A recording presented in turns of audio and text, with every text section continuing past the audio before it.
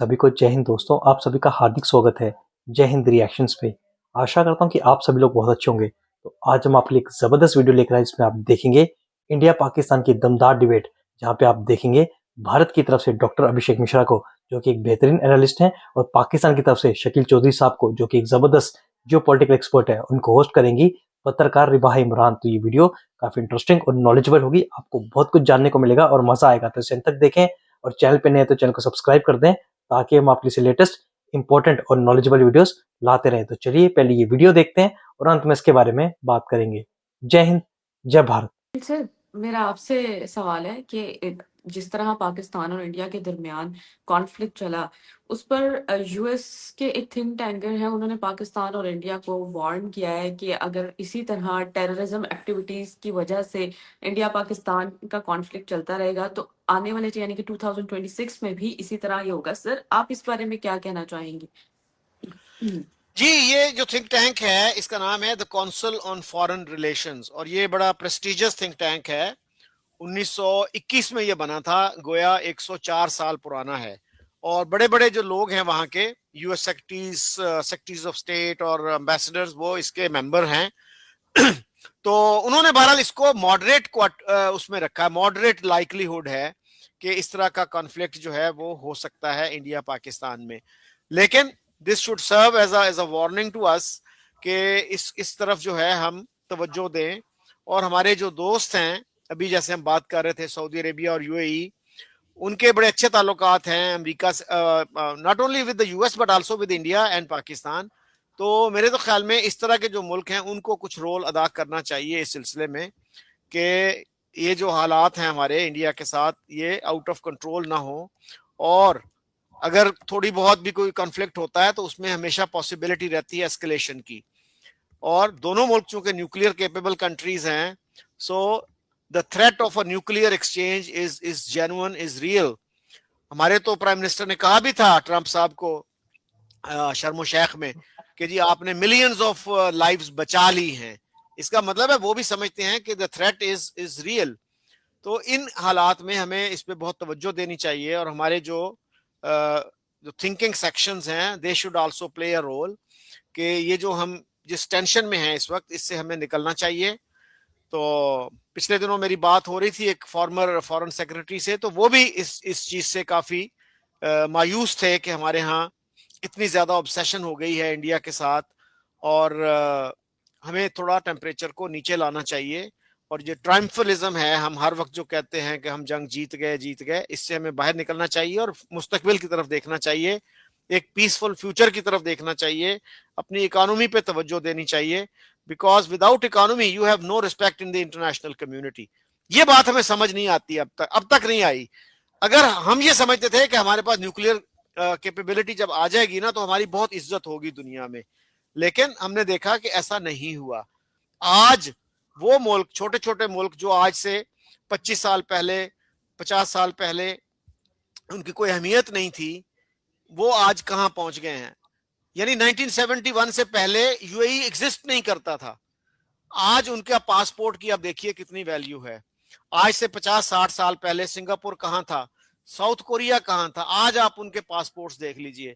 तो ये चीजें हैं जो हमें अवाम के साथ डिस्कस करनी चाहिए, हमारे नेशनल मीडिया में ये चीजें आनी चाहिए कि हम क्यों पीछे रह गए हैं इस रेस में। ह्यूमन डेवलपमेंट इंडेक्स में हम कहां खड़े हैं, एजुकेशन में हम कहां खड़े हैं, लेकिन हमारी सारी तवज्जो जो है ना वो है कि जी हम जंग जीत गए, हम जंग जीत गए। अभी कब तक ये ढोल हम पीटेंगे? इनफ इज इनफ, बस करें अब उसको, आगे की तरफ देखें, कोई पॉजिटिव बात करें, हालात को नॉर्मलाइज करने की बात करें। डॉक्टर साहब, आप क्या कहना चाहेंगे? ये जो थिंक टैंकर हैं उन्होंने यूएस के, और उन्होंने पाकिस्तान और इंडिया को वार्न किया है, क्या कहेंगे सर कि कॉन्फ्लिक्ट जो है वो अगर इसी तरह ही चलता रहा तो वो मतलब 2026 में भी हम यही चीजें देख फेस करेंगे, और यकीनन इससे इफेक्ट जो है वो आम आवाम को ही होता है। नफरतें जो है वो होती हैं, ट्रेड बंद हो जाती है, नुकसान दोनों तरफ होता है। लेकिन मुझे लगता है कि ज्यादा इफेक्ट जो है वो पाकिस्तानियों को होता है, क्योंकि वो बहुत सारी ट्रेड हो रही होती है। इवन के सब चीजें बंद होने के बाद भी जो डाटा आया था इंडिया पाकिस्तान के दरमियान ट्रेड का, तो वो बहुत ज्यादा था, जिसमें पाकिस्तान ने इंडिया से बहुत ज्यादा जो है वो चीजें खरीदी थी। तो क्या कहेंगे सर, एक बिजनेस इफेक्ट होता है, लोगों के दिलों में नफरतें आती हैं, तो अगर इसी तरह ही चलता रहा तो बहुत सारी चीजें, तो यूएस का ये जो एक खदशे हैं यानी कि थिंक टैंक के जो वार्न करने के, तो आप उस पर क्या अपनी राय रखते मुझे पता नहीं कि थिंक टैंक ने किन फैक्चुअल पैरामीटर्स के ऊपर ये दिया है, बट तो बहुत कोई बहुत बड़ी बात तो नहीं कही। देखिए, रूट कॉज ऑफ जो जो कॉन्फ्लिक्ट है, जब तक वो नहीं हटेगा कुछ नहीं होने वाला। मीठी और चिकनी चुपड़ी बातें करने का वक्त तो जा चुका है। ट्रेड तो हमारे आपके बीच में कभी था नहीं, हो तो आपने स्लोली जो है, क्योंकि एक ऑब्सेशन था कि भाई हमारे यहाँ कहते थे कि भाई ये तो अलग हो गए हैं, फिर से मिल जाएंगे। ये आपने अपने लोगों को बताया कि वो सोचते हैं पाकिस्तान रियलिटी नहीं है, पाकिस्तान जो है वो वापस से इंडिया में मिल जाएगा, ये हमें खाना चाहते हैं। इस तरीके की आपने अजीबोगरीब बातें फैला दी हैं और फिर उसके रीज़न आपने जो दिए हैं। अभी मैं देख रहा था कि पाकिस्तान के स्कूल में एक बच्चे ने साइंस के प्रोजेक्ट में डूम्सडे बनाया, वो यूट्यूब पे है, वो वायरल हो रहा है। वो बच्चा बता रहा है कि देखिए पृथ्वी खत्म हो गई है और कब्र से लोग निकल रहे हैं और सूरज जो है वो काला पड़ चुका है। और वो उसका उस बच्चे का मतलब क्या 12-15 साल का बच्चा होगा, उसका साइंस का प्रोजेक्ट है doomsday. How on earth is it's a scientific project? मेरी बात तो पहले ये नहीं समझ में आया। पर आप सोचिए, आप क्या पढ़ा रहे हो, कहाँ ले जा रहे हो आप इन बच्चों को? जो चीज़ आपकी स्पिरिचुअलिटी में जानी चाहिए वो आपके फिजिकलिटी में आ गई है, आपके साइंटिफिक टेम्परामेंट हो गया है, आप साइंटिफिक होना ही बंद हो गए। तो अब देखिए, मुझे किसी अमेरिकन थिंक टैंक में तो ना तो थिंक है ना तो टैंक है। उनकी दुनिया की जो अंडरस्टैंडिंग है उससे पुअर अंडरस्टैंडिंग कहीं नहीं मैंने आज तक देखी है। दे आर कंप्लीटली, उन दुनिया की कई सारी समस्याओं का जड़ ये अमेरिकन थिंक टैंक है, ठीक है ना, क्योंकि वो अपनी बड़ी शैलो अंडरस्टैंडिंग को जो है वो दुनिया को उस नज़र से देखना चाहते हैं। उसका सबसे बड़ा एग्जांपल है, अमेरिका में क्या थिंक टैंक नहीं है जो ये यूक्रेन की कॉन्फ्लिक्ट हो रही है रोक लेते हैं उसको? इतने यूक्रेनियन मरवा दिए, ये थिंक टैंक कहाँ था? ये जो हमें आपको शिक्षा दे रहे हैं, तो ये यूरोप को ये शिक्षा नहीं दे पाए, नेटो को शिक्षा नहीं दे पाए कि रुक जाओ। तो ये देखिए, इसलिए अमेरिकन पिछले 150 साल से जो उन्होंने किया सब उनके ऊपर उल्टा पड़ गया। Everything they had to roll back, हर चीज उनकी, हर पॉलिसी उल्टी पड़ी, उनको वापस जाना पड़ा उन पॉलिसीज के ऊपर। तो मेरे लिए थिंक टैंक की कोई बात नहीं, मुझे किसी थिंक टैंक की आवश्यकता नहीं। मैं जानता हूं रूट कॉज क्या है और बहुत क्लियर हूं मैं उसमें। वो रूट कॉज जब तक आप ठीक नहीं करेंगे तब तक ये कॉन्फ्लिक्ट चलता रहेगा। क्योंकि आप ये पूरा का पूरा जो खेल है वो सिर्फ एक है कि आप क्या सोचवाना चाहते हैं अपने लोगों को। आपका बच्चा जब पैदा होता है, एक नया पाकिस्तानी जब पैदा होता है, आप उसको क्या आइडेंटिटी देते हो, वो दुनिया को किस नज़र से देखता है, विश्व के प्रति उसकी क्या भावना होती है। अगर आपने उसको ऐसे ही बना दिया कि भाई ये तो देखते ही वो हो कि बस इसको खत्म होना है और मुझे सबको चेंज कर देना है और मुझे जी ये करना है वो करना है, फिर तो कॉन्फ्लिक्ट रहेगा। अगर आपने उसको रिलीजन में इतना डुबो दिया है कि गजवा हिंद को वो सच मानता है, तो फिर उसके लिए तो कन्विक्शन है गजवा हिंद, वो कहाँ उससे भाग जाएगा? तो फिर कहाँ कॉन्फ्लिक्ट जाएगी? थिंक टैंक में गजवा हिंद का मेंशन है। पाकिस्तान और इंडिया के बीच में डिस्प्यूट क्या है, मुझे तो आज तक ये नहीं समझ आया। पाकिस्तान और इंडिया के बीच में डिस्प्यूट है क्या? टू नेशन रिलीजन का डिस्प्यूट है। किसका? रिलीजन का डिस्प्यूट है सर।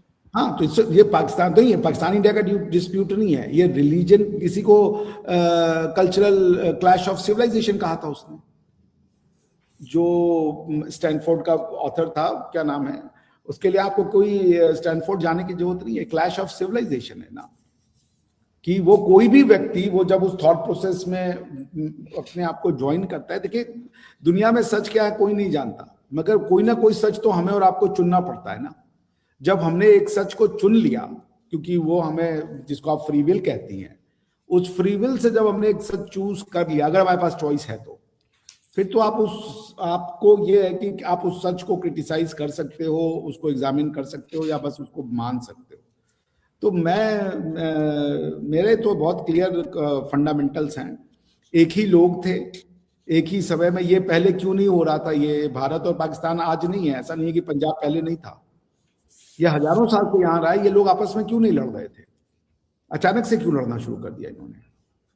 तो ये अचानक से इनकी आइडेंटिटियां कैसे बदल गई, अचानक से क्यों नफरत करने लगे। एक समय तो ये जो लोग यहाँ पे रहे होंगे आपके दादा बाप दादा, तो वो सारे तो इसी कल्चर के थे ना, अचानक से वो कल्चर बुरा कैसे हो गया, अचानक से ये सब कैसे हुआ। आप अपनी इतिहास को क्यों मिटाने लगे, अचानक से कैसे हो गया ये। आप अपना इतिहास, मैं आपका इतिहास मिटाऊं तो समझ में आता है, अमेरिकन आपका इतिहास मिटाएं तो समझ में आता है कि भाई बाहरी क्या आप कहते हैं उसको, बहरूनी हाथ है। अपना इतिहास आप खुद मिटा रहे हो, क्यों, क्या हुआ, इसका तो एक्सप्लेनेशन होना चाहिए ना। आप कह रहे हो अपनी किताबों में पाकिस्तान बन गया जी फलाना के आने से, यानी बाहर से आया कोई पाकिस्तान बनाने ना, अंदर वाला पाकिस्तान नहीं बनाया। आप समझिए उस सेंटेंस के डीपर मीनिंग को। वो ये कह रहा है कि बाहर से कोई आइडिया ऑफ पाकिस्तान लेके आया और वो बन गया, यानी idea of Pakistan is exterior to the people of Pakistan, ये बाहर चला गया। तो जब तक बाहर से वो आइडिया यही बताएगा ना कि भाई बिन कासिम आया, बिन कासिम के आने से पाकिस्तान का पहला निर्माण, पाकिस्तान उस दिन बन गया जिस दिन उसने पहले इंच की टेरिटरी को जीता। उसके पहले क्या था यहाँ पे, उसने अगर जीता तो कोई हारने वाला रहा होगा, तो वो हारने वाला कौन था, वो हारने वाले आप ही रहे होंगे, क्योंकि बिन कासिम के आने से पहले आप तो जानते भी नहीं थे बिन कासिम क्या ला रहा है। तो जब आप हार गए तो आपने उस हार को अपनी जीत कैसे बना ली, बड़े गूढ़ प्रश्नों का आपको उत्तर देना पड़ेगा। और ये अमेरिकन थिंक टैंक को मैं कोई वैल्यू नहीं देता, they have a very minor, जैसे कह लीजिए microscopic thought process for the world. उनको दुनिया की कुछ समझ में नहीं आती, वो सिर्फ हाईवे और माईवे से चलते हैं, और उसके अलावा उनका कुछ, उन्होंने दुनिया को 2-3 चीजें वो समझते हैं कि हमने दिए, वो डेमोक्रेसी का डी उनको समझ में नहीं आता है। वो दुनिया में डेमोक्रेसी का ढोल बजाए पड़े, उस डेमोक्रेसी के नाम पे उन्होंने जितनी मर्डर कर दिया, उसका तो खून बर्बाद किया, उसका भगवान ही जाने। उनका एक ही चीज सोल्यूशन है, कॉन्स्टिट्यूशन बना लो, इलेक्शन करा लो, कॉन्स्टिट्यूशन बना लो, इलेक्शन करा लो, कॉन्स्टिट्यूशन बना लो, इलेक्शन करा लो, इससे मैटर सॉल्व हो जाते हैं। हम आपने कॉन्स्टिट्यूशन भी बना दिया था और इलेक्शन भी करवा दिया था अफगानिस्तान में, 10 साल से इलेक्शन से चेंज हो गया अफगानिस्तान। वो उनकी बहुत लिमिटेड सोच है। दोस्तों आशा करता हूँ कि वीडियो को आपने अंत तक देखा होगा और हमेशा की तरह अभिषेक मिश्रा और शकील चौधरी साहब का ये पूरा डिस्कशन आपको काफी पसंद आया होगा और इस वीडियो में आपको बहुत कुछ जानने को मिला होगा। तो वीडियो अगर आपको पसंद आई है इसे लाइक और शेयर जरूर करें और अपने विचार हमें कमेंट सेक्शन में लिखकर जरूर बताएं। और एक बार फिर चैनल पे नहीं है तो चैनल को सब्सक्राइब कर दें ताकि हम आपके इंपॉर्टेंट लेटेस्ट और इंटरेस्टिंग वीडियोस लाते रहें। तो चलिए फिर मिलेंगे ऐसी किसी जबरदस्त वीडियो में, तब तक अपना ध्यान रखिए। जय हिंद, जय भारत।